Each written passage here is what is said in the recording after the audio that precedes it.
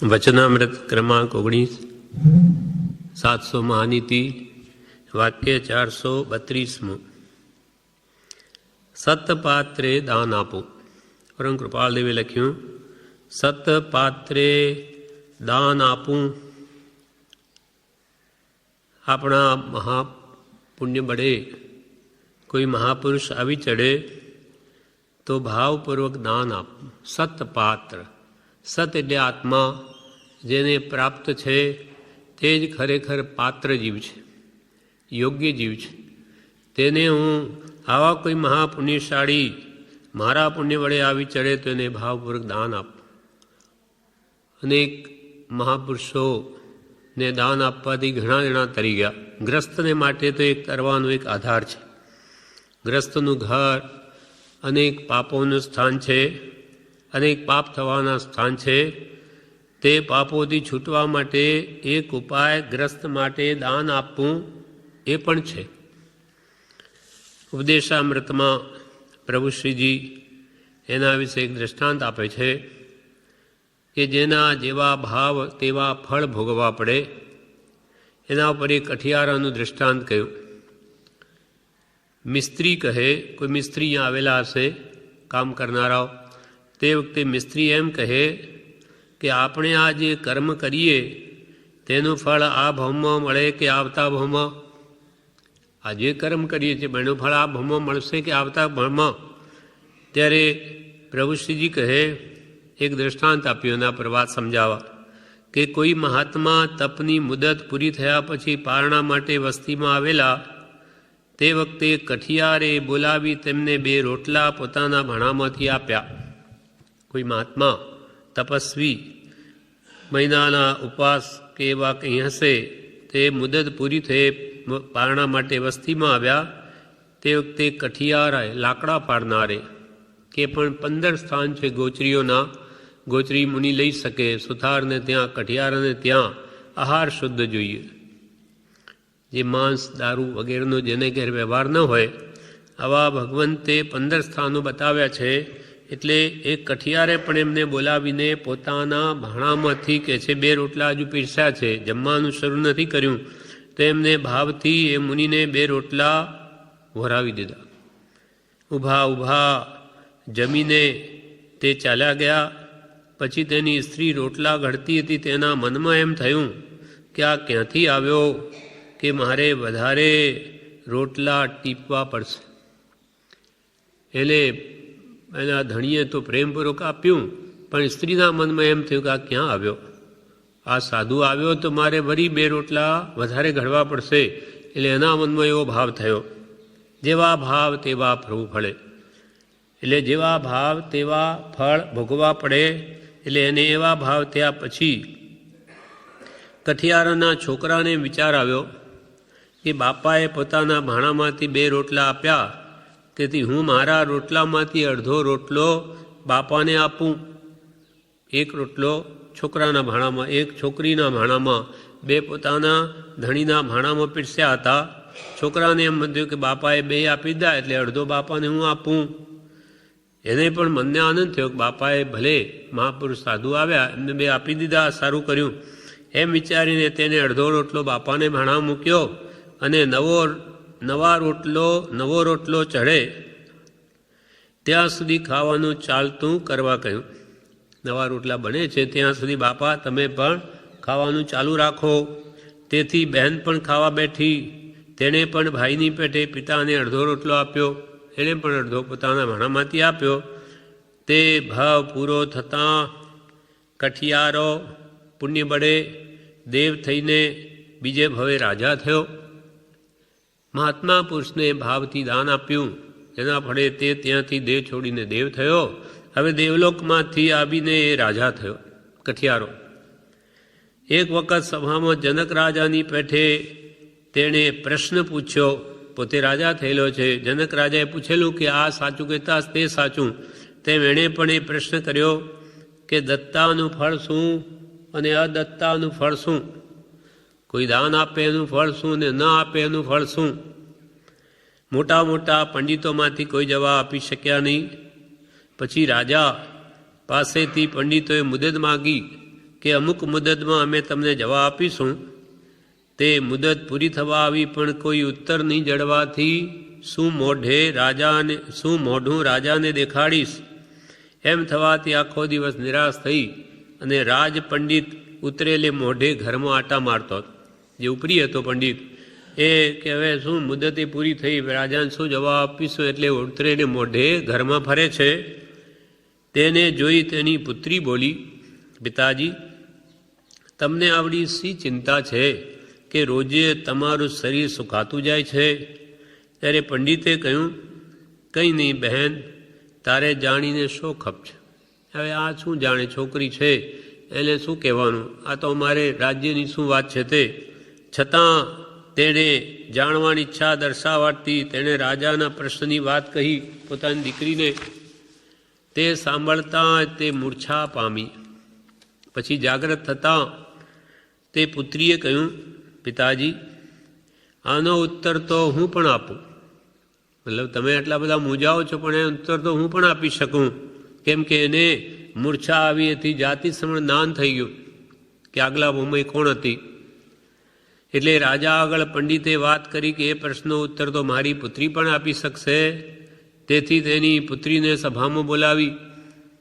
તેણે રાજાને કહ્યું, રાજાજી તમારે ત્યાં થોડા કાળમાં એક કુમારનો જન્મ થશે, તેને તમે પૂછજો તો તેનો ઉત્તર મળશે. તમારે જે પ્રશ્ન ઉત્તર જોઈએ, તમારે ત્યાં એક પુત્રનો જન્મ થશે, થોડા દિવસ પછી એને પૂછજો એટલે તેનો ઉત્તર મળશે.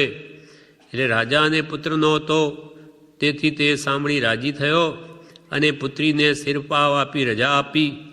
પુત્રનો જન્મ થતાં રાજાને ત્યાં બધા રાજી થયા.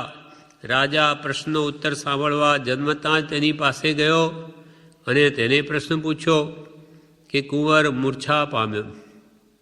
એને પ્રશ્ન પૂછ્યો કે એની મૂર્છા આવી ગઈ. રાજા પછી પુત્ર મૂર્છા પામ્યો પણ જાગ્રત થઈ. કુંવરે ઉત્તર આપ્યો કે અમુક દેશમાં એક ગામમાં એક ગરીબ ડોસી છે. તે રોજ 12 વાગે ગામ બહાર નદીએ પાણી ભરવા આવે છે. તે વખતે તેની પાસે જઈને તેને બેડું ચઢાવજો અને પ્રશ્ન પૂછશો તો તેનો તે ઉત્તર આપશે. બાળકે પણ એમ કહ્યું, એને પણ જાતિ જ્ઞાન થયું મૂર્છા આવવાથી, એટલે પૂર્વમાં કોણ હતો. એટલે એણે કહ્યું કે એક ડોસીમાં 12 વાગે પાણી ભરવા આવે છે, ત્યાં જજો, એને બેડું ઉપડાવજો અને તમારો પ્રશ્ન પૂછજો તો એ ઉત્તર આપશે. પછી રાજાએ તે પ્રમાણે કર્યું અને ડોસીને પ્રશ્ન પૂછ્યો તો તે પણ મૂર્છા પામી. પછી એટલે એને પણ જાતિસ્મરણ જ્ઞાન થયું. પછી મૂર્છા વળતા જાતિસ્મરણ જ્ઞાન તણીને થયું હતું. એટલે એ માજીએ એમ કહ્યું કે હું તમારા કુંવર પાસે આવીને વાત કરીશ. એ પછી બધા એકઠા થયા, રાજા, માજી, આ પુત્ર અને પુત્રી નો પિતા. ત્યાં પછી કુંવરે રાજાને પૂર્વભવની વાત કરી કે પૂર્વમાં તમે કોણ હતા, હું કોણ હતો અને આ માજી કોણ હતા, એ વાત કરી. એટલે રાજા પણ મૂર્છા પામ્યો, એ પણ બેભાન થઈ ગયો, તેને પણ જાતિસ્મરણ જ્ઞાન થયું. એટલે કુંવરે કહ્યું, રાજાજી તમે હવે તમારા આત્માનું કલ્યાણ કરો અને મને રાજ સોંપી જાઓ, પણ 12 વર્ષ પછી આવીને મને બુઝવજો, ચેતવજો અને આ ડોસીને પેટ પૂરતું વર્ષાસન બાંધી આપો અને પંડિતની પુત્રી પણ સાધ્વી થવાની છે. હવે અહીંયા વાત શું છે એ કહે છે. કોણ કોણ હતા એ? તો પૂર્વભવનો કઠિયારો, તે મર્યા પછી દેવ થઈ, તે દેવ આયુષ્ય પૂરું કરીને રાજા થયો. જે લાકડા ફાડનારો કઠિયારો, ત્યાં મુનિ મહાત્મા કોઈ ચડી આવ્યા તો એ કે એ નિષ્પ્ર પુરુષોને ભાવપૂર્વક દાન આપ્યું, તેના ફળમાં એ હવે રાજા થયો. અને કઠિયારની સ્ત્રી પેલી માજી, તે મરીને ઢોર પશુના અનેક જન્મો કરી ચંડાલને ત્યાં જન્મી હતી. ભાવ બગાડ્યો એટલે એણે તો અનેક જન્મો રઝળવું પડ્યું અને હવે એ ચંડાલ ભંગણ થયેલી છે. આ માતા પૂર્વની કઠિયારની સ્ત્રી તે ચંડાલને ત્યાં જન્મી હતી. તે પેલી ડોસી હતી અને કઠિયારની પુત્રી જે પંડિતની પુત્રી થયેલી તે પુત્રી પણ સારા ભાવ કરી પંડિતને ત્યાં જન્મી હતી. આ પ્રકારે આમ દત્તા અદત્તાનું ફળ જાણવું. સારા ભાવથી મહાપુરુષો કે તમને કંઈ પુણ્ય બળે જો મળ્યું હોય તો એ સ્વ અને પરને પણ હિતરૂપ થવું, કલ્યાણરૂપ થવું, પોતે સુખી થવું અને બીજાને સુખી કરવા. કેમ કે પુણ્ય છતાં પુણ્ય હોત હે દીપક દીપક જ્યોત. પુણ્ય છે ત્યાં સુધી નવું પુણ્ય કરી લેવું, દીવો હોય ત્યાં સુધી નવો દીવો સળગાવી શકાય, બુજાઈ જાય તો પછી ક્યાંથી સળગાવીએ. એટલે આપણે પુણ્યોદય બધું મળ્યું છે તો એમ ભાવના રાખવો કે બધું હું જ ખાઈ જાઉં, પણ યથાશક્તિ બની શકે એટલો પરનો પણ ઉપકાર કરવો.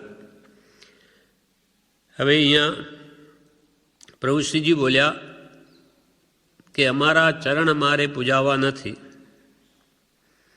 મુમુક્ષુ કહે આ વીંટીઓ આપના ચરણે મૂકું છું, તેનો જે ઉપયોગ કરવો હોય તે કરજો. વાક્ય શું છે કૃપાળુનું? સતપાત્રે દાન આપવું. સતપાત્ર હોય તેને દાન આપવું. કેમ કે મુનિ મહાત્માઓ તો આરામ પરિગ્રહ કરે નહીં, મહાત્મા આત્મકલ્યાણમાં જ લીન રહે, તો એને યથાશક્તિ એને એમને શું જોઈએ? પેટ, આ શરીર ટકાવવા જોઈએ, બીજું એમને કંઈ જોઈતું નથી. તો પ્રભુશ્રી પાસે કોઈ શું કરે?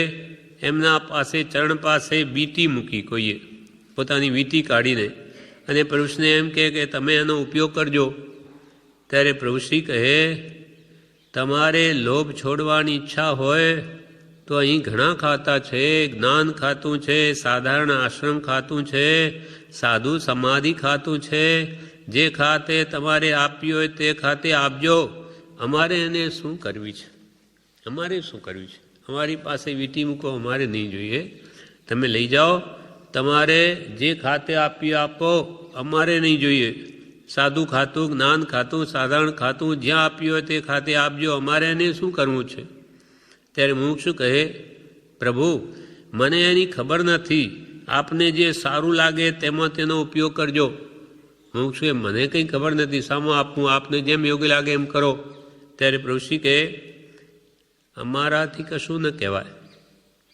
આ વીંટી લઈ લો, આ વીંટી લઈ લો, અને તમારે રાખવી હોય તો તેમ, અને વેચવી હોય તો તેમ, પણ પૈસા કરીને આવો ત્યારે જે ખાતામાં જેટલા આપવા હોય તેટલા વિચાર કરીને આપી દેજો. અમે પ્રભુ કે કંઈ નહીં કહી શકે, અમારે શું? તમારી વસ્તુ તમે લઈ જાઓ, તમારે જેમ કરવું એમ કરજો, અમારે એથી મતલબ નથી. પૈસા કરીને આવો, જે આપવા આપી દેજો. અહીં ઘણી બાઈઓ અને ભાઈઓ આમ બંગડીઓ કે જણસો મૂકે છે, તેને અમારું આ જ કહેવું થાય છે. કોઈ ભક્તિ પ્રેમમાં આવીને વૈષ્ણવો જે આ માર્ગમાં વળ્યા છે એમને તો ગુરુ સર્વસ્વ હોય, એટલે ગુરુ દક્ષિણામાં જે કંઈ આપે, પણ આ વૈષ્ણવ ધર્મ નથી. સાધુઓ તો ત્યાગી હોય, એમ એ કોઈનું કંઈ લે નહીં. એટલે પ્રભુ કે આમ અહીંયા ઘણી બાઈઓ અને ભાઈઓ બંગડીઓ કે જણસો મૂકે છે, તેને અમારું આ જ કહેવું થાય છે. ભાવની વાત છે, જેટલો લોભ છૂટે તેટલો સારો, પણ અમારા ચરણ અમારે પૂજાવવા નથી. જેટલો લોભ છૂટે તેટલો સારો. ભલે તમારી ઈચ્છા હોય ધર્માદે કરવાની તો ભલે સારું છે, લોભ છોડવો હોય તો લોભ છોડવા માટે કહ્યું કે ભાઈ અહીંયા આપીશ તો આગલા બહુમાં મને અનેક ઘણું મળશે, એના માટે નહીં. તમારો લોભ કશાયથી તમે મૂંઝાવો છો એ ઓછો કરવો હોય તો ભલે પ્રભુ કે તમારે જે લોભ છોડછો કરવો હોય તો સારો છે, પણ અમારા ચરણ અમારે પૂજાવવા નથી. જે મણિભાઈએ 100 રૂપિયાની નોટ બ્રહ્મચારીના પગમાં મૂકી, એટલે બ્રહ્મચારીએ શું કહ્યું? આ પહેલાં પૈસા લઈ લો, અને આ 100 રૂપિયા કમાવતા તમને કેટલો વખત લાગે? તો કે 10 દિવસ થાય. રોજના 10 રૂપિયા જેટલી કમાણી થાય તે જમાનામાં. તો કે તમે એમ કરજો કે જાણે મારી દુકાન ચાલુ જ છે ને 10 રૂપિયા રોજ જાણે કમાવું જ છું, તો એ 100 રૂપિયા કમાવતા 10 દિવસ લાગશે, એટલે 10 દિવસ તમે અહીંયા રહો, અહીંયા રહીને સત્સંગ કરો. તો એ મણિભાઈ આજે કહે છે કે ઓહો, મને આ કે આવો પુરુષ, નિષ્પ્ર પુરુષ મળ્યો, બાકી બધા લૂંટારા જ મળ્યા. જે આપે બધા લઈ લેતા. તો આવા સત્પુરુષ મળ્યા કે મને પૈસો કેને લીધો અને સત્સંગ કરાવ્યો, તેના ફળમાં મારું આખું જીવન પરિવર્તન થઈ ગયું. મને સતમાર્ગ જાણવામાં આવી ગયો. અહીંયા નહીં રહું, ખાલી પૈસા મૂકીને ચાલ્યો જાઉં તો મારું કલ્યાણ કેવી રીતે થાય? એમ સતપાત્રે દાન આપવું. સતપાત્રમાં દાન આપવાની ભાવના શ્રેષ્ઠ છે, પણ મહાત્મા હોય એને ન લે. બોધામૃત ભાગ 3માં ફરી વાત આના વિશે કરે છે કે હરિવંશ પુરાણ સાંજના સભા મંડપમાં વંચાય છે, તેમાં ઋષભદેવના ગર્ભ કલ્યાણકની કથા ગઈકાલે આવી હતી. હરિવંશ પુરાણ ઋષભદેવ ભગવાનનું ચરિત્ર વગેરેમાં છે, એ વંચાતું હતું અહીંયા સાંજે. તો કે તેમાં ઋષભદેવના ગર્ભ કલ્યાણકની કથા ગઈકાલે આવી હતી. ભોગભૂમિનું તથા તેવા પુણ્ય ઉપાર્જનનું કારણ પાત્રદાન તેનું વર્ણન આવ્યું હતું કે જો ઉત્તમ પાત્રમાં કંઈ પણ પોતાનો લોભ છોડે દાન આપે તો એ ભોગભૂમિમાં જન્મે એવી વાત આવી હતી. સમ્યક દર્શન સહિત મુનિપણું પાળનાર ઉત્તમ પાત્ર. હવે પાત્ર સતપાત્રે દાન આપવું. પાત્ર પાત્રના પ્રકાર છે. ઉત્તમ પાત્ર કોણ? તો કે સમ્યક દ્રષ્ટિ મુનિ, આત્મજ્ઞાની મુનિ, તે સૌથી શ્રેષ્ઠ પાત્ર છે. પહેલાં ઋષભદેવ, બીજા અજિતનાથ, ત્રીજા સંભવનાથ ભગવાન થયા છે. અને ઋષભદેવ ભગવાન પોતે જ પૂર્વમાં મહાબળ નામના રાજા હતા. તે પણ એક મુનિ મહાત્માને દાન જ આપે છે. સતપાત્રે દાન આપવાથી, ઉત્તમ ભાવથી એ આ તીર્થંકર નામ કર ઉપાર્જન કરી આગળને આ ભગવાન ઋષભદેવ થયા. અને એ જંગલમાં દાન આપતા હતા. ત્યાં એક સિંહ, એક નોળિયો, એક વાંદરો અને એક વળી ચારે જાનવર ત્યાં આવ્યા. પણ એ પ્રસમ રસમાં ઝીલતા આવ્યા મહાત્માના બળે બધા શાંત બેઠા છે, વેરભાવ ભૂલી જાય છે બધા. ત્યાં એ પણ ઉત્તમ ભાવો કરે છે કે આ રાજા, એમને મન તો રાજા કોણ, આ માણસ જે દાન આપે છે બહુ જ સારું કરે છે, કેવું સરસ કરે. એવા ઉત્તમ ભાવોથી તે ચારેય આવતા ભાવોમાં એ ભરત ચક્રવર્તી, બાહુબલ અને બ્રાહ્મીને સુંદરી એ ચારે જીવ છે. એટલે કોઈ દાન આપે, જેમ કે અહીંયા કોઈ લોભ છોડવા કેટલા ભાવથી આવા ઘી બોલે, આપણને બોલે તો એક જ જણ હોય, ભલે કે બીજા ભાવ કરે, ભાવ કરીને પણ એટલો લાભ લઈ શકે. ધન્ય છે કે આ જીવો પોતાનો કેટલો પ્રેમ છે સત પ્રત્યે કે આવો લોભ છોડે છે. ઘણું હોય તો જ ખર્ચવા કહ્યું, એના માટે ભેગું કરવા નથી કહ્યું. નાનીઓને પૈસા નથી જોઈતા ધર્મ માર્ગ ચલાવવા. એ તો ગ્રસ્તોને હશે તો આપશે, નહીં હશે તો એ તો નિષ્ફળ પુરુષો છે. પણ અત્યંત વધારે હોય, કમાણી હરદમ થતી જ હોય તો, અને છૂટી શકતું ન હોય તો સતમાર્ગે એનો 5% 10% વાપરવું કે 25%. બાકી ભગવાને કમાણી કરવા નથી જ કહ્યું. એ તો કે ત્યાગો, છોડો અને તમારા આત્માનું કલ્યાણ કરો. પણ ન છૂટતું હોય તેના માટે આ છે. અને વ્યવહારમાં પણ આપણો ધર્મ છે કે ઘરમાં હોઈએ, ગ્રસ્ત હોય, કોઈ મહાત્મા આવી જાય તો એને દાન આપવું એ આપણો ફરજ છે. તો આવા સાચા મહાપુરુષોના જોગ મળી આવે તો જરૂર લાભ લેવો. ભોગભૂમિનું એને સહેજે પુણ્ય બંધાય. પણ ઉત્તમ પાત્ર તે સમ્યક દર્શન સહિત મુનિપણું, તે ઉત્તમ પાત્ર. પછી સમ્યક દર્શન સહિત શ્રાવક વ્રત પાળનાર મધ્યમ પાત્ર. શ્રાવક છે પણ સમકીતી છે, તો એને પણ દાન આપવામાં એ ઉત્તમ પાત્ર, મધ્યમ પાત્ર કહેવાય. અને વ્રત વિનાના પણ સમ્યક દર્શનવાળા જીવોને જઘન્ય પાત્ર ગણાવ્યા છે. એક પત્રમાં બ્રહ્મચાર્ય ખુલાસો લખે છે, કોઈએ પૂછાવ્યું હશે તો કે જઘન્ય પાત્ર સમ્યક દ્રષ્ટિ, અવિરત સમ્યક દ્રષ્ટિ, ચોથે ગુણસ્થાન કે રહેલા, જેને જ્ઞાન છે, દેહથી ભિન્ન આત્માનો અનુભવ છે, પણ વ્રત નથી, શ્રાવકના કે મુનિના નથી, તો પણ એ જઘન્ય સતપાત્રમાં ગણાય છે. તેમને ભક્તિપૂર્વક દાન દેનાર મિથ્યા દ્રષ્ટિ પણ ભોગભૂમિને યોગ્ય પુણ્ય પ્રાપ્ત કરે છે. ભક્તિપૂર્વક આવા મહાત્માને જે દાન આપે એવો મિથ્યા દ્રષ્ટિ જીવ પણ ભોગભૂમિમાં જાય, જન્મે ત્યાંથી એ ભોગભૂમિવાળા જીવો સીધા ત્યાંથી દેહ છોડીને, આ મંદકસાઈ જીવો હોય છે એટલે ત્યાંથી સીધા દેવલોકમાં જ જાય. તો એટલું પુણ્ય બાંધે છે. સમ્યક દ્રષ્ટિ કે સમ્યક દ્રષ્ટિ વ્રતબંત શ્રાવક દાતા જો મુનિપણું પામે તો મોક્ષે જાય. સમ્યક દ્રષ્ટિ હોય કે સમ્યક દ્રષ્ટિ વ્રતબંત શ્રાવક હોય, એ જો મુનિપણું લે તો કાં તો મોક્ષે જાય અને કાં દેવગતિ પામે.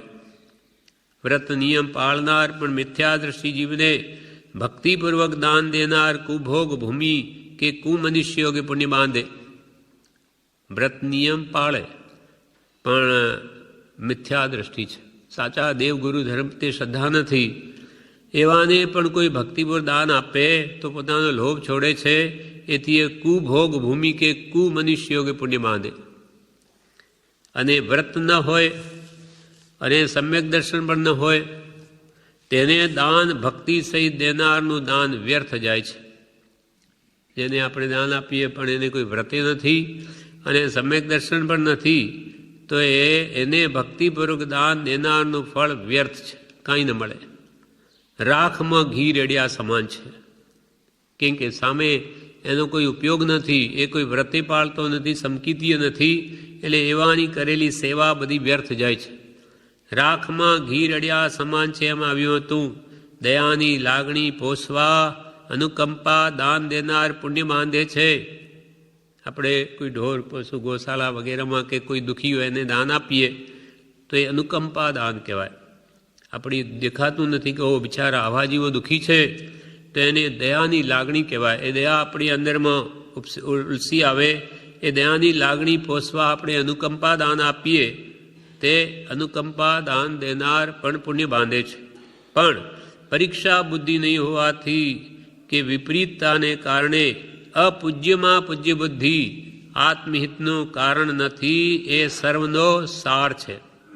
પરીક્ષા બુદ્ધિ ન હોય, ગમે તેને બસ આપો, હવે કરશે શું, એનો ઉપયોગ શું છે એ કંઈ પણ વિચાર્યા વિના, કે વિપરીત અપૂજ્ય હોય, કુગુરુ હોય અને ખાલી ખાઈ પીને આનંદ મોજ કરતો હોય, કંઈ ધર્મ ક્રિયા જ ન કરતો હોય, એવા અપૂજ્યમાં પૂજ્ય બુદ્ધિ કરીને એને દાન આપે તો એ આત્મહિતનું કારણ નથી, એ સર્વશાસ્ત્રનો સાર છે. હવે જીન હિતોપદેશ ભાગ 1માં સત્પાત્ર દાન વિશે કહે છે,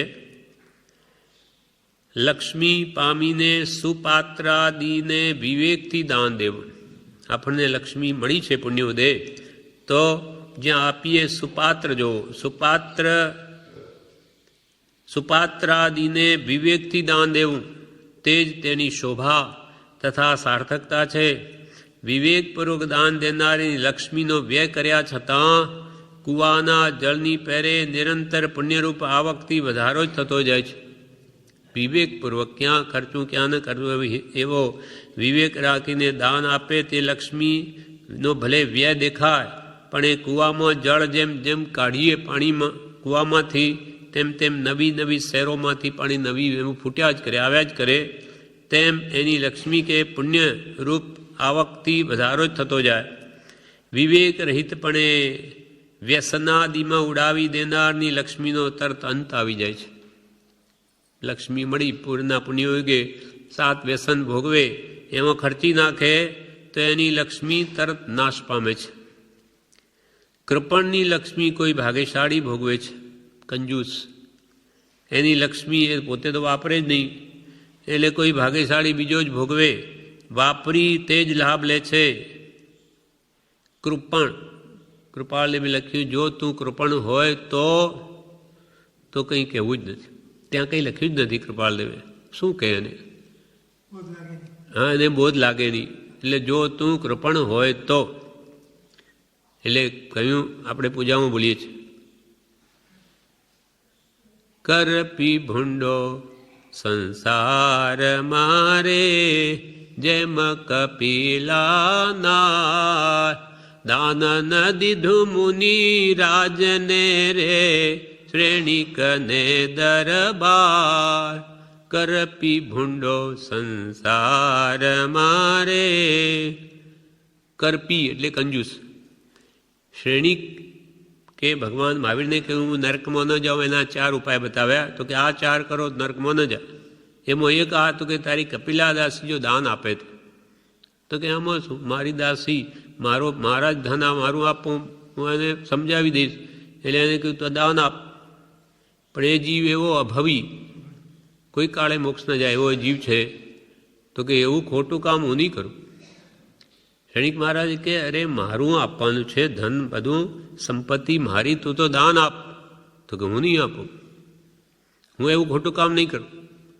પછી એને ચાટવા બાંધે છે, ચમચા જેવા એના હાથે, તે દાન આપે તો કે આ શ્રેણિકના ચાટવા દાન આપે, હું નથી આપતી. કેવા ભાવ જીવોના, એના ઘરનું શું જાય? પણ આવો ભાવ કરવામાં જીવ પાછળ પડે. પ્રભુશ્રી કહે, પ્રભુ ભાવ તો સારા રાખો, કે આના તમારે શું ટકા આપવા પડે છે, કંઈ પૈસા આપવા પડે? સારા ભાવ કરો તો. સભી જીવ કરું શાસન રસી સી ભાવ દયા મન ઉલસી. તેથી તીર્થંકર નામ કર્મની પ્રકૃતિનો બંધ કરી લે છે જીવો, અને તીર્થંકર બને છે. તેમ અહીંયા આપણે સવારમાં રોજે આલોચનાઓ બોલીએ છીએ, સુખી રહે સબ જીવ જગત કે કોઈ કભી ન ઘબરાવે. વૈર પાપ અભિમાન છોડ જગ નિત્ય નયે મંગલ ગાવે. નિત્ય નયે મંગલ ગાવે. બધાનું કલ્યાણ થાવ, બધા આનંદિત રહો, બધા સુખી રહો. સર્વે ભવંતુ સુખીના, સર્વે સંતુ નિરામયા, સર્વે ભદ્રાણી પશ્યંતુ મા કશ્ચિત દુઃખાપનિયાત. કોઈ કોઈને દુઃખ ના આપો, બધા જીવો સુખી આનંદ કરો, એવી ભાવના તો કરો. પ્રભુ કે એમાં તમારું શું જાય છે કે તમારે પૈસા આપવા પડે? ભાવ તો કે સારા જ રાખવા, ઊંચા જ રાખવા, પણ એ નહીં રાખી શકે. એટલે શું કહે છે જ્ઞાની પુરુષો, કરપી શાસ્ત્ર ન સાંભળે રે, તેણે નવી પામે ધર. કંજૂસ હોય, શાસ્ત્ર ન સાંભળે. ક્યાંય સાંભળવા જઈએ ત્યાં વળી કંઈ પૈસા કે ટીપની કંઈ વાત નીકળી તો કંઈ પૈસા આપવા પડશે, એટલે આપણે જવું જ નહીં ત્યાં. કરપી કંજૂસ શાસ્ત્ર ન સાંભળે, તેણે નવી પામે ધર્મ. કરપી શાસ્ત્ર ન સાંભળે રે, તેણે નવી પામે ધર. ધર્મ વિના પશુ સારી ખોરે, છાંડે નહીં કુકર. પશુ, પશુ જેવો. ધર્મ વિના પશુ સારીખો. પશુ એ ખાય પીએ, આપણે ખાઈ પીએ. એટલે ધર્મની ઉત્તમ ક્રિયા, ઉત્તમ જીવન ન જીવતા આવે તો એને પશુમાં કાંઈ ફરક નથી. માનવપણું ન સમજે તે નર નહીં પણ વાનર જ છે. પશુ સારીખો, ધર્મ વિના પશુ સારીખો, છાંડે નહીં કુકર્મ. આ ખોટા છે, આ પાપ છે, પુણ્ય છે, એ જાણે નહીં તો શું આચરે. એટલે કે કરપી છે તે ભૂંડો છે. મહાપુરુષો કે આપણને ભલે રૂપિયો મળ્યો તો એક નવો પૈસો, પણ એની વૃત્તિ એવી હોવી જોઈએ કે કંઈક આપું, કંઈ બીજાને. એવો ભાવ સદા જે રહે છે એ જ કામ કરે છે. પૈસા ઓછા વધતા આપે એનું કંઈ નહીં, પણ એનો ભાવ એવો ન હોવો જોઈએ કે બધાનું મને મળી જાય અને હું કોઈને ના આપું, એવો ભાવ ન હોવો જોઈએ. તો એ લોભ કશાય થયો તીવ્ર. એટલે અહીંયા કહે છે, કૃપણની લક્ષ્મી કોઈ ભાગ્યશાળી ભોગવે છે કે વાપરી લાભ લે છે, પરંતુ મમ્મણ શેઠની પહેરે તેનાથી એક દમડી પણ શુભ માર્ગે ખર્ચાતી નથી. મમ્મણ શેઠ, તેનાથી એક દમડી પણ શુભ માર્ગે ખર્ચાઈ નહીં. ચોળા અને બાકડા ખાય, ચોળા બાકડા કે આવું ખાઈને પેટ ભરે, વધારે ખર્ચો કરે ખાવામાં તો પછી સોનું ભેગું કરવું છે, સોનાના બળદ બનાવવા છે, એને રત્નોના શિંગડા કરવા છે. બસ એમાં જ એનું જીવન પૈસા ભેગા કરી મથી ના કાઢ્યું. હવે બળદોને શું કરવાના? પણ એવી લોભ કશાયની વૃત્તિ જ એવી, કેમ કે એણે એવો ભયંકર અંતરાય બાંધેલો. આગલામાં મુનિને દાન તો આપ્યું, લાડવા હતા કેસરિયા ઘરમાં આવેલા, આપી તો દીધા. પછી ખાધું એક કે લાગ્યું કે અરે આવા સુંદર લાડવા મેં બધા આપી દીધા. પાછા જાય છે, પાછો જઈને મમણ શેઠ કહે છે, મહાત્મા હજુ જઈ રહ્યા છે ગોચરી લઈને, લાવો મહારાજ પાછા આપો મને. ત્યારે મુનિ કે આ અમારો ધર્મ નથી કે અમે કોઈને પાછા આપી શકીએ. મુનિ કોઈને પાછું દાન ના આપે, એવો ભગવાનની આજ્ઞા છે. તો પોતે બીજા પાસે લઈને આવ્યા છે, અને એ છૂટ હોય તો પછી બીજાનું લઈને એ દાનવીર બનવા જાય કે લો, પણ કોનું છે? બીજાનું છે. એટલે એમને ના પાડી તોય એની ઝોળી ગમે તેમ કરીને એ લાડવા પડાવી દીધા. ન ખાધું ન ખાવા દીધું, પણ એકવાર એને ભાવથી આપેલા એના પુણ્યમાં એને મળ્યું ખરું, પણ એ પાછું ઢોળાવી દીધું, બધું ખાવા ન દીધું. તેથી એ પોતે નહીં ખાઈ શક્યો. ધન મળ્યું, ભેગું કર્યું, અને અંતે મૂર્છાના વડે મરીને 7મી નરકે ગયો. એટલે કે છે મમ્મણ શેઠની પહેરે તેનાથી એક દમડી પણ શુભ માર્ગે ખર્ચાતી નથી, તેમજ તે બાપડો તેને ભોગમાં પણ લઈ શકતો નથી, ખાઈ પણ નથી શકતા. જે ધર્મ કે આવા બીજાના ઉપયોગ માટે જે બે પૈસા બી ખર્ચે તેવો જીવ પોતાના માટે પણ કંઈ ખર્ચી શકે નહીં. તો એ લોભ કશાય ન બીજાને આપે તેમ એ ભોગવી પણ ન શકે, પોતે આખું નાખું એમનો મૂકીને ચાલ્યો જાય, અને એની લક્ષ્મી કોઈ ભાગ્યશાળી જ ભોગવે. તેમજ તે બાપડો તેને ભોગમાં પણ લઈ શકતો નથી. પૂર્વે ધર્મમાં અંતરાય નાખ્યાનું ફળ સમજી કોઈને અંતરાય કરવો નહીં. પૂર્વે અંતરાય કંઈ કર્યો ત્યારે આવી દશા થઈ, માટે કે કોઈને કોઈ ઉત્તમ કાર્ય કરતું હોય તેમાં આડું ના આવવું. જેમ કે કોઈ કરતો હોય ધર્મ, તમે શું કામ ખર્ચો, અહીંયા શું કરવાનું છે, આવા પૈસા નહીં ખર્ચવા, એમ કહીને કંઈ આડું અવળું ભરાવી દે તો બિચારો એક તો લોભ કસાય હોય, બીજું આવું કહેનાર મળી જાય તો અટકી જાય. તો કે આવા અંતરાય આપણને બાંધવા. શ્રી પાર્શ્વનાથ ભગવાનના ચરિત્રમાંથી ભાવપૂર્વક મંત્ર સ્મરણ અને સુપાત્રે દાનનું ફળ મોક્ષ તે બતાવે છે. એકવાર શ્રાવકને સાધુ પુરુષે કહ્યું કે હે ભદ્ર, આ મંત્રનું તારે નિરંતર સ્મરણ કરવું, આ મંત્રનું તારે સ્મરણ કરવું અને સમ્યક્ત્વનું પાલન કરવું. ત્યારે પછી તે શ્રાવક ચંદ્રમુનિને નમસ્કાર કરી પ્રસન્ન થઈને ફરતો ફરતો પુષ્પપુર ગયો. ત્યાં તે મહાન રિદ્ધિ પામ્યો. મંત્ર સ્મરણ કરવાથી પછી ભાવથી તે નમસ્કાર કરી મહામંત્રનું નિરંતર સ્મરણ કરવા લાગ્યો. નાની પુરુષ પાસે મંત્ર લઈ ગયો, એનું રટન કર્યા કરે છે. હવે વિધિના યોગે બીજા ત્રણેય મિત્રો પણ ચિરકાળે ભેગા થયા. એના 3 મિત્રો કોઈ કાળે ભેગા થયા.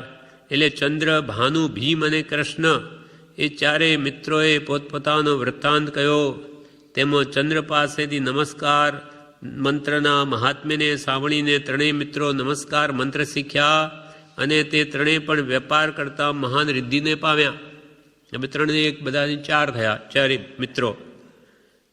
હવે એકદા તે 4 મિત્રો વિચારવા લાગ્યા કે આપણે મહર્દિક થયા છીએ, મહાન રિદ્ધિ પામ્યા છીએ, માટે હવે પોતાને નગરે જઈએ. એમ નિશ્ચય કરી નાવમાં બેસી સમુદ્ર ઓલંગીને એક સરોવર પાસે ભોજન કરવા બેઠા. ત્યાં ભોજન તૈયાર થયું. એવામાં 6 માસના ઉપવાસી એવા એક સાધુ નગરમાં ગોચરી માટે જતા હતા. તેમને જોઈને તેમણે નિમંત્રણ કર્યું. રસોઈ બની છે 4 મિત્રો માટે. એટલામાં તો કોઈ 6 માસના ઉપવાસી સાધુને ગોચરી માટે જતા જોઈ એમને બોલાવ્યા. હે ભગવંત પધારો. પછી ચંદ્રે ભાવપૂર્વક મુનીશ્વરને પ્રતિલાપ્યા અને બીજા 3 અનુમોદના કરી. ચંદ્રે આપીને બીજા કે બહુ સારું થયું. ત્યાં 4 દેવલોકાદિ ભોગ કર્મ ફળ ઉપાર્જન કર્યું. પછી તે 4 અનુક્રમે કુશલક્ષેમે સ્વનગર જયપુરમાં આવ્યા. ત્યાં સર્વ સ્વજનો મળ્યા અને મોટો ઉત્સવ થયો. પછી ચિરકાળ આરાધના કરી વૃદ્ધિ સુખ ભોગવીને તે 4 દાનના પ્રભાવથી 12મા દેવલોકમાં દેવ થયા. 4 મિત્રો ત્યાંથી દેહ છોડી 12મા દેવલોકમાં દેવ થયા. દેવ આયુષ્ય સંપૂર્ણ થતાં ત્યાંથી ચવીને તે 4 જીવો જુદા જુદા 4 દેશના રાજા થયા. 4 જણા જુદા દેશના રાજા થયા. પરમ સમૃદ્ધિવંત એવા તે 4 વચ્ચે પૂર્વ ભાવના સ્નેહ સંસ્કારથી પરમ પ્રીતિ થઈ. આગલામાં જે પ્રેમ હતો 4 મિત્રોની, પાછા પરસ્પર પ્રીતિ થઈ. તેથી તે 4 વારા ફરતી એક જ દેશમાં સાથે રહેવા લાગ્યા. 4 વારા ફરતી કે ભાઈ 4 મહિના હું ત્યારે રહી, 3 મહિના અથવા 3 મહિના એને એમ સાથેના સાથે પૂર્વના સ્નેહને લઈને રહેવા લાગ્યા. એમ રાજ્ય સુખ ભોગવી પ્રાંતે અંતમાં સંયમ સાધીને મોક્ષે પધાર્યા. 4 જણા પછી દીક્ષા લઈને. માટે ભાવપૂર્વક દાન દેવું. કોઈને પણ આપવાનો એવો અવસર બેર નહીં આવે તો ભાવપૂર્વક આપવું. હવે ઉપદેશમાળામાં જણાવે છે કે સુપાત્રમાં દાન આપવાથી તે અનંત ગણું થાય. સુપાત્રમાં દાન આપવાથી અનંત ગણું થાય. શાલીભદ્રનું દ્રષ્ટાંત છે. શાલીભદ્રનો જીવ પૂર્વ ભવે સંગમ નામે ભરવાડનો પુત્ર હતો. ભરવાડ હતો, એનો પુત્ર હતો દીકરો. આ સંગમ નામનો તે આગલા ભાવ, શાલીભદ્રનો પૂર્વ ભાવ. સંગમ નામનો ભરવાડનો પુત્ર હતો. તેણે અતિ હર્ષ થવાથી બહુ ભાવપૂર્વક બધી ક્ષીર માસ ક્ષમણ મુનિને વરાવી દીધી. એક તો રડી રજડીને તો ખીર બનાવી. બધો કોઈ ઉત્સવ આવેલો, બધાને ત્યાં આવું બનતું હતું તો એને ખાવાની ઈચ્છા થઈ. ઘરમાં કંઈ પૈસા નહીં એટલે માતાએ કોઈની પાસે ખાંડ ને દૂધને ગમે તેમ લાવી ને એના માટે બનાવી, ભાણામાં પીરસી. એટલામાં મુનિ મહાત્મા એના પુણ્યોગે ચડી આવ્યા. તેને મને એમ થયું કે અડધી હું એમને આપી દઉં, અડધી મારે ચાલશે. એટલે તેમાં લીટી કરે. બાળક છે, હવે એમાં કંઈ લીટી રહે એટલે પાત્ર આડું કર્યું કે બધી જ ખીર પડી ગઈ. મહાત્માને તો એને આનંદ થયો, રાજી થયો. એમ નહીં કે આ તો બધી પડી ગઈ. પછી ચાટે છે, જે છેલ્લી ચોટેલી છે થાળીમાં, એટલે માતા આવી કે હજુ ભૂખ્યો છે. એણે આપી દીધી, એ કંઈ નહીં કહ્યું. એટલે જે કંઈ વધેલી એ પણ આપી દીધી. હવે એ બધી આજે સાધુરૂપી સત્પાત્ર મને પ્રાપ્ત થવાથી હતી ધન્ય થયો. આ પ્રમાણે અનુબોધના સહિત દાન ઘણું ફળ આપનારું થાય છે. દાન આપીને પણ રાજી થાય કે સારું થયું, આજે એવો મને યોગ મળી આવ્યો, તો એનાથી એનું ઘણું ફળ વધી જાય છે. કહ્યું છે કે 5 ભૂષણ છે દાન આપનારના. એક તો દાન આપતી વખતે પ્રેમથી આનંદથી નેત્રમાં આંસુ આવવા, રોમરાય વિકસ્વર થવા, બહુ માન સહિત વરાવવું, પ્રિય વચન બોલતા આપવું અને તેની અનુમોદના કરવી, એ 5 સુપાત્ર દાનના ભૂષણ છે. એટલે કોઈને આપે તો આનંદના આંસુ આવે, કહો મારા જેવા પામણને આવો યોગ. પછી રોમરાય વિકસ્વર થાય કે બહુમાન સહિત આપે, પ્રિય વચન બોલતા આપે અને પાછી એની અનુમોદના કરે, એ 5 સુપાત્ર દાનના ભૂષણ છે. અહીં સંગમે સાધુને દાન આપવાથી ઘણું પુણ્ય ઉપાર્જન કર્યું. કહ્યું છે કે વ્યાજની અંદર ધન બમણું થાય છે. વ્યાજમાં રોકેલી રકમ બમણી થાય. વ્યવસાયથી 4 ગણું થાય છે. વેપારમાં ક્ષેત્રમાં 100 ગણું થાય છે. અનાજમાં વાવે ખેતરમાં તો 1 દાણાના 100 દાણા થાય. હા, અને પાત્રમાં આપવાથી અનંત ગણું થાય છે. વ્યાજની અંદર ધન બમણું થાય છે. વ્યવસાયથી 4 ગણું થાય છે. ક્ષેત્રમાં એટલે ખેતરમાં વાવવાથી 100 ગણું થાય છે. અને આવા સતપાત્રમાં આપવાથી તે અનંત ગણું થાય છે.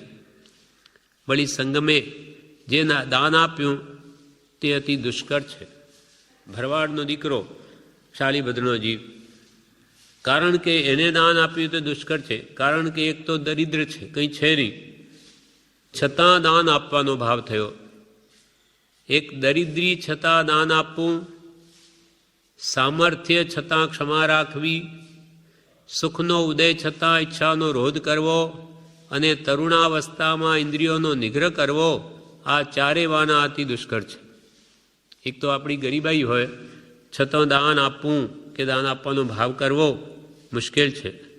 મારી પાસેથી શું આપું એમ જ એને મન થાય. જેમ કૃપાલદેવે આ એક ભાઈને કે પરમશ્રોત ભાવક મંડળની ટીપ થતી હતી, એમાં આપવા માટે જણાવ્યું. કેમ કે એમના જ્ઞાનમાં એમ કે એના જ્ઞાનાવણીય કર્મ ખપશે, એનું આવરણ છે વધારે. એટલે બીજા ભાઈએ એમને સમજાવી દીધા અંદર કે કૃપાલે કહ્યું છે ને તો તમે એમ કહેજો કે મારી પાસે તો નથી, મારી પાસે ક્યાં આપવાનું છે એમ કહેજો. એણે એમ કહ્યું. ત્યારે કૃપાલના જ્ઞાનથી બહાર નથી. કૃપાલને પછી જેણે ના પાડેલો એણે જ કહ્યું કે તમે શું કામ એમ કહો છો એમને? અમે કહીએ છીએ તો એના અંતરા તૂટવાના છે, ઘણો એને લાભ થવાનો છે, માટે અમે કહીએ છીએ. બાકી કે આજે બીજાને કે લાખ રૂપિયા આપી દે, ઘણી મોટી કૃપાલ કે ઘણી મોટી રકમ આપનારી છે, પણ એમને શા માટે કહ્યું કે એમના એનાથી આવરણ તૂટવાના છે, જ્ઞાનના આવરણ તૂટવા. એટલે એ વાત પછી એમને સમજાય છે, પછી આપે છે ને અંતમાં દેહ છૂટતા વખતે પણ એમની પાસે 250 રૂપિયા દેવા કહેતા તે બધા જ્ઞાન ખાપે આપી દીધા. એમ સામર્થ્ય દરિદ્રી છતાં દાન આપવું મુશ્કેલ છે. સામર્થ્ય છતાં ક્ષમા રાખવી, ક્ષમા પોતે બદલો લઈ શકે છતાં નહીં. ભગવાન મહાવીરની તાકાત ઓછી હતી, આખો મેરુ પર્વત હલાવી દીધો ટચુડી આંગળી વડે. એવા પુરુષોને કોણ ઉપસર કરી શકે? છતાં ક્ષમા વીરસ્ય ભૂષણમ. નહીં, પાછો વાર કરવો જ નથી, બધું ખમી ખૂનું પ્રવૃષિ કે તેમ. એટલે વળી સામર્થ્ય છતાં ક્ષમા રાખવી મુશ્કેલ છે. સુખનો ઉદય છતાં ઈચ્છાનો નિરોધ કરવો. સુખનો ઉદય, બધું પુણ્યની સામગ્રી બધી મળી આવી છતાં કે નહીં, મારે ભોગવવું નથી, મારે આ બધા ભોગાદિમાં એનો વ્યય કરવો નથી, મારે તો આત્મકલ્યાણ કરવું છે, મુશ્કેલ છે. આજે ઘણા પૈસા હોય તો એને હરવા ફરવા ખાવા પીવા એ સૂજે. એટલે સુખનો ઉદય છતાં ઈચ્છાનો રોધ કરવો અને તરુણાવસ્થામાં ઇન્દ્રિયોનો નિગ્રહ કરવો. યુવા વય હોય, ગધા 25 કહી છે, તે વખતે ઇન્દ્રિયો ઉન્મત્ત હોય અને તે ઇન્દ્રિયોને રોકવી પોતપોતાના વિષયોમાં જતાં મુશ્કેલ છે. 4 વસ્તુ દુષ્કર કહી: દરિદ્રી છતાં દાન આપવું, સામર્થ્ય છતાં ક્ષમા રાખવી, સુખનો ઉદય છતાં ઈચ્છાનો રોધ કરવો અને તરુણાવસ્થામાં ઇન્દ્રિયોનો નિગ્રહ કરવો. આ 4 વાના અતિ દુષ્કર છે. હવે સાદી શિખામણ નામના ગ્રંથમાં એક વાત દ્રષ્ટાંત જણાવે છે. ભોજ રાજાનું દ્રષ્ટાંત છે. તો એક દિવસ ભોજ રાજા પોતાની સભામાં બેઠા હતા. ત્યાં એક માખી આવીને હાથ ઘસવા લાગી. માખી આમ પોતે પેલા પગ હાથ હોય આમ કર્યા કરે એના પગ. એટલે એ માખી ત્યાં રાજા પાસે આવીને હાથ ઘસવા લાગી તે વારંવાર. એટલે તે જોઈને ભોજ રાજાએ પોતાના કાલિદાસ નામના પંડિતને પૂછ્યું કે આ મધમાખી દરરોજ મારા સન્મુખ સભામાં આવીને હાથ ઘસે છે, તેનું શું કારણ છે? આ રોજે કેમ આવું આ કરે મારી પાસે આવીને? ત્યારે તેનો ઉત્તર કાલિદાસ પંડિતે રાજા ભોજને તરત આપ્યો કે મહારાજ, આ મધમાખી એમ કહે છે કે હે રાજા, જો કોઈ નિર્ધન હોય તેને તું ધન આપ, કારણ કે સારા કાર્ય કરનારા પુરુષોનું એ જ કર્તવ્ય છે. તને સંપત્તિ મળી છે તો જેની પાસે ન હોય એવા નિર્ધનને તું આપ, એમાં કે છે. મધમાખી એમ કે છે હાથ ઘસીને, હે રાજા, જો જે કોઈ નિર્ધન હોય તેને તું ધન આપ, કારણ કે સારા કાર્ય કરનારા પુરુષોનું એ જ કર્તવ્ય છે. કર્ણ, બલિ અને વિક્રમાદિત્ય રાજાઓએ પણ દાન આપેલા, તેણે કરીને અદ્યાપી સુધી આ જગતમાં તેની કીર્તિ ગવાય છે. બલિ રાજા, વિક્રમાદિત્ય રાજા કે કર્ણ રાજાએ દાન આપેલા, તેથી કે એ લોકોની કીર્તિ આજ સુધી ગવાય છે. પણ જેને નથી આપ્યા એની નથી ગવાતી. માટે અને અમોએ તો પછી મધમાખી શું કહે છે કે જેને દાન આપ્યા એની તો કીર્તિ ગવાય છે, અને અમોએ તો ઘણા કાળથી સંગરી મૂકેલું મધ તેને પણ વાઘરી લઈ ગયો, પણ અમારાથી દાન ન કરાયું, તેમ ઉપયોગ પણ ન થઈ શક્યો, તેથી હાથ ઘસવા પડે છે. કે મેં કેટલી મહેનતે ફૂલો પર બેસીને રસ ચૂસીને આ મધ ત્યાં ભેગું કરેલું. તે કહે છે કે અમે તો ઘણા કાળથી કેટલું સંગ્રહીને રાખ્યું, એ મધને તે વાઘરી લઈ ગયો અમને ઉડાડીને. તે અમે ન તો અમે કોઈ દાનમાં કોઈને આપી શક્યા અને ન અમે પણ એનો ઉપયોગ કરી શક્યા, એમ આ મધમાખીઓ કહે છે. એટલે કે અમને આ હાથ ઘસવા પડે છે. તેમજ તમે જ્યારે આ દેહ છોડીને જશો ત્યારે હાથ ઘસતા જશો, માટે દાન પુણ્ય કરો. એમાં મધમાખી હાથ ઘસીને તમને ઉપદેશ કરે છે. આ કે તમે હાથ ઘસતા રહી જશો, બધું અહીંયા જ પડ્યું રહેશે, તમારા હાથે ન તમે ભોગવી શકો ન બીજાને સુખી કરો, એટલે મધમાખીની જેમ તમારી હાલત થશે, તમને પસ્તાવો થશે અંત વખતે. એમ કે આ મધમાખી ઉપદેશ આપે છે. પંડિત છે એટલે એને એવી રીતે ઘટાવ્યું.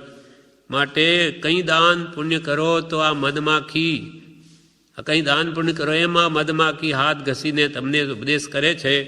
આવી રીતે કાલિદાસ પંડિતનું વચન સાંભળીને ભોજ રાજા ઘણા પ્રકારના દાન આપવા લાગ્યો. કહેવાય છે કે ભોજ રાજા બહુ ખૂબ દાન આપે પછી એટલે એક મંત્રીએ વિચાર કર્યો કે બધા રાજ ભંડાર બધા ખલાસ કરી નાખશે. એટલે એમના શયનગૃહમાં એવું લખાવ્યું મંત્રીએ કે આપદ અર્થે ધનમ રક્ષેત, કે કોઈ આપત્તિ આવે ત્યારે તેના માટે ધનની રક્ષા કરો. ત્યારે એને રાજાને થયું કે આ મને કોઈ શિક્ષા આપે છે. એટલે એના નીચે પાછું લખાવ્યું શ્રીમદા માપદ કુતઃ કે શ્રીમાં એટલે પુણ્યશાળીઓને આપત્તિ ક્યાંથી? પાછું નીચે લખાવ્યું મંત્રીએ દૈવ યોગે કે એવો ઉદય આવી જાય, ભાગ્યનો પાપનો ઉદય આવી જાય તો આપત્તિ આવી જાય, માટે ધનની રક્ષા કરો એમ. ત્યારે એના જવાબમાં પાછું ભોજરાજાએ શું લખાવ્યું કે જો પાપનો ઉદય આવી જશે તે વખતે તો જે હશે તે પણ જતું રહેશે, એ રહેશે નહીં. માટે કે વહેતી ગંગામાં હાથ ધોઈ નાખો. છે આપણી પાસે પુણ્ય, છતાં પુણ્ય હો થાય દીપક જ્યોત. આજે છે તો ખર્ચીએ, ન શું ખર્ચો તો કોઈને ભલું કરીએ એમ. આ વાત અહીંયા વાક્ય પૂરું થયું એનો વિસ્તાર. એટલે વાક્ય કૃપાલદેવે શું લખ્યું છે? સતપાત્રે દાન આપવું, પોતાનો લોભ છોડવા માટે.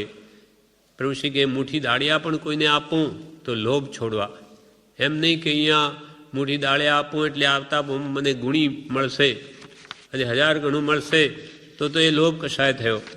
માટે એવો ભાવ નહીં કે આ લોભ કશાય મને અનાદિથી પીડે છે, મને જેટલું મળે તેટલું ઓછું જ લાગે, માટે લોભ વૃત્તિને તોડું એના માટે આપું. એ પણ યથાશક્તિ કહ્યું છે, કંઈ ઘર બાળીને તીર્થ કરવા નથી કહ્યું.